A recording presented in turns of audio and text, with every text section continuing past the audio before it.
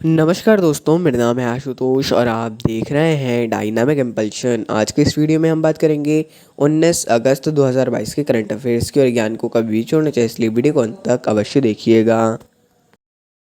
सबसे पहला प्रश्न है, हाल ही में भारत ने किस देश के साथ संयुक्त आयोग की बैठक का आयोजन किया? With which country did India recently organise a joint commission meeting? A Myanmar, B Bangladesh, C Thailand, D Vietnam.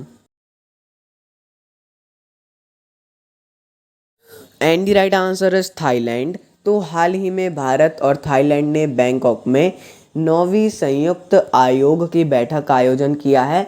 हालांकि ये उतना ज़्यादा इम्पोर्टेंट क्वेश्चन नहीं है, इसके बारे में यदि ज़्यादा ना भी पढ़ा जाए तो भी चल जाएगा, है ना मतलब सीधी सी बात है, मेरी सलाह है कि यदि जितनी हमने जानकारी दी है उतनी उससे आगे यदि ना पढ़ें तो भी चल जाएगा किसी भी एग्ज़ाम के लिए। अगला प्रश्न है, हाल ही में कहाँ के शोधकर्ताओं ने 3D प्रिंटेड कृत्रिम कॉर्निया को विकसित किया? Recently the researchers of where have developed 3D printed artificial cornea? AIIT Delhi, BIIT Madras, CIIT Hyderabad, DIIT Bombay. And the right answer is IIT Hyderabad. तो हाल ही में भारत में पहली बार हैदराबाद के शोधकर्ताओं ने कृत्रिम कॉर्निया यानी कि आर्टिफिशियल कॉर्निया को सफलतापूर्वक 3D प्रिंट किया है। 3D प्रिंट करके विकसित किया है, विकसित नहीं मतलब 3D प्रिंट किया, यही सही है ना। और इसे खरगोश की आँख में भी प्रत्यारोपित कर दिया है और ये सफल भी रहा है। बहुत बहुत बड़ी बात है, बहुत बहुत शुभकामनाएं। देखिए ये बात ध्यान रखिएगा, केवल IIT हैदराबाद नहीं है, वो हमने क्वेश्चन बनाने के लिए IIT हैदराबाद लिख दिया है, लेकिन सिर्फ IIT हैदराबाद नहीं है, और भी इसमें बहुत से नाम हैं। वो सारे नाम हमको देना थे लेकिन हम उपलब्ध नहीं करवा पाए हैं। प्लीज़ उन सभी को देख लीजिएगा, आपका आंसर गलत हो सकता है ऐसे में, है ना। उन सभी को अवश्य देख लीजिएगा आप। अगला प्रश्न है, हाल ही में किस राज्य ने खिलाड़ियों को 2% आरक्षण देने की घोषणा की? Which state has recently announced to give 2% reservation to the players? A Punjab, B Rajasthan, C Maharashtra, D Karnataka. And the right answer is Karnataka. तो देखिए हाल ही में कर्नाटक सरकार ने अपने जो राज्य के खिलाड़ी हैं उनको पुलिस और वन विभाग में मौजूदा कोटे के तर्ज पर मतलब खिलाड़ियों को 2% आरक्षण देने की घोषणा की है। 2% इनको आरक्षण दिया जाएगा। ऐसा बहुत ही ज़्यादा अच्छी बात है, खिलाड़ियों को ऐसा अवश्य दिया जाना चाहिए, खिलाड़ियों को प्रोत्साहित करना चाहिए। एक ऐसा करना चाहिए कि इन नौकरियों में नहीं, खेल विभाग की यदि किसी नौकरी में ऐसा कुछ हो या फिर उनको खेल के ही क्षेत्र में कुछ ऐसा किया जाए तो ज़्यादा सही रहेगा। अगला प्रश्न है, हाल ही में कौन मास्टर कार्ड के ब्रांड एम्बेसडर नियुक्त हुए? Who has been appointed as the brand ambassador of Mastercard recently? A Chirag Shetty, B Kidambi Srikanth, C Lakshya Sen, D उपरोक्त सभी सही। And the right answer is उपरोक्त सभी सही। तो हाल ही में भारत के बैडमिंटन खिलाड़ी लक्ष्य सेन, किदाम्बी श्रीकांत, सात्विक साईराज, रैंकी रेड्डी और चिराग शेट्टी को भारत में मास्टर कार्ड के ब्रांड एम्बेसडर के रूप में शामिल किया गया है, इनको नियुक्त किया गया है।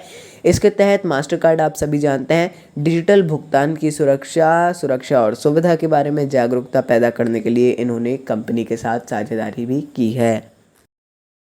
अगला प्रश्न है, हाल ही में जोधपुर में किसकी प्रतिमा का अनावरण किया गया?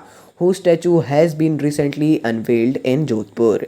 ए Amar Singh Rathore, B Maharana Pratap, C Rana Sanga, D Durgadas Rathore.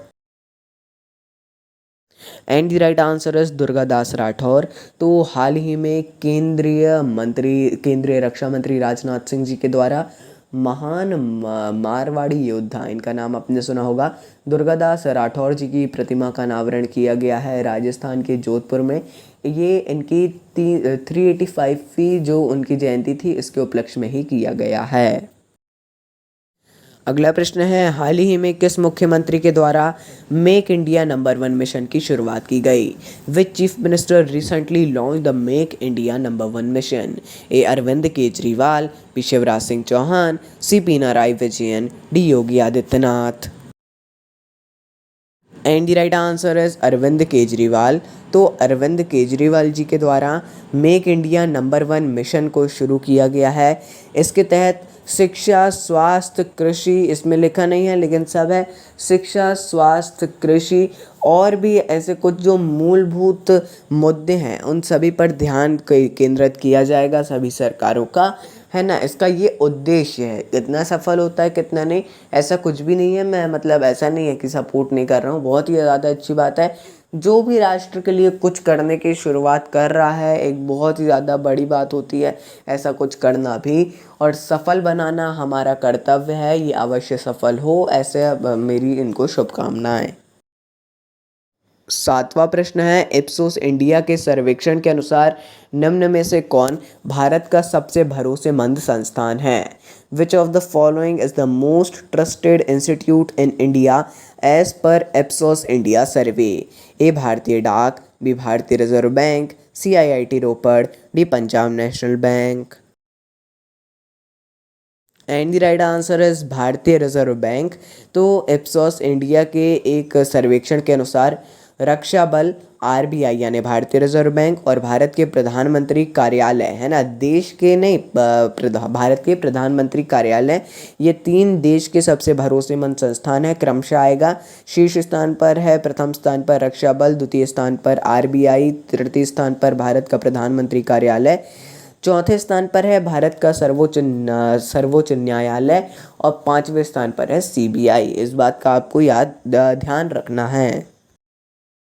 अंतिम प्रश्न है, 75 लैप आज़ादी का अमृत महोत्सव रन की शुरुआत किसने की?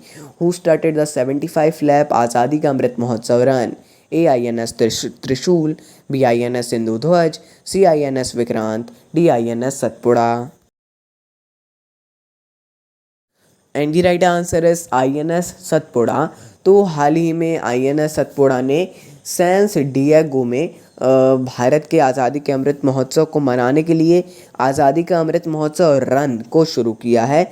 ये पहली बार है जब कोई भारतीय नौसेना युद्धपोत उत्तरी अमेरिका के पश्चिमी तट पर पहुंचा है। तो दोस्तों ये था अंतिम प्रश्न। मिलते हैं अगले वीडियो में। नमस्कार। Dynamic impulsion.